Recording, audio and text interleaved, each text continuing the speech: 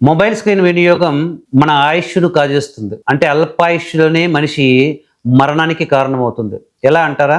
3 విషయాలు. ఎప్పుడైతే మొబైల్ ఎక్కువ వినియోగిస్తామో డోపమైన్ అనే హార్మోను అసహజంగా విడుదలవుతుంది.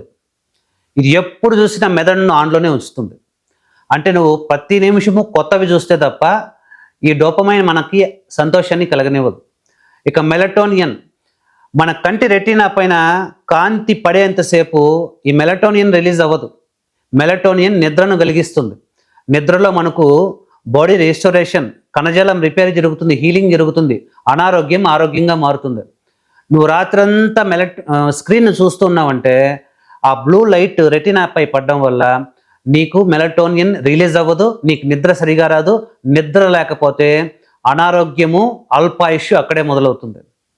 ఇక మూడవ అతి ముఖ్యమైనటువంటి విషయం పింగళ నాడి.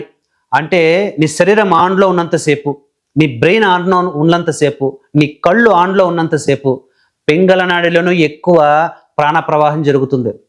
దీంట్లో కనుక ఎక్కువ జరిగితే మన శరీరంలో వేడి ఎక్కువ పడుతుంది, ఎప్పుడూ కూడా ఫ్లైట్ ఆర్ ఫైట్ సిచ్యువేషన్లో ఉంటుంది, శక్తి ఎక్కువగా ఖర్చు అయిపోతుంది. అన్నిటికంటే ముఖ్యం మన దృష్టి ఎక్కడికి వెళ్తుందో మన ప్రాణం అక్కడికి వెళ్తుంది. నిరంతరం మనం ఈ మొబైల్ స్క్రీన్ని చూడడం వల్ల మన ప్రాణం బయటికే వెళ్ళి శక్తి తగ్గిపోతూ ఉంటుంది.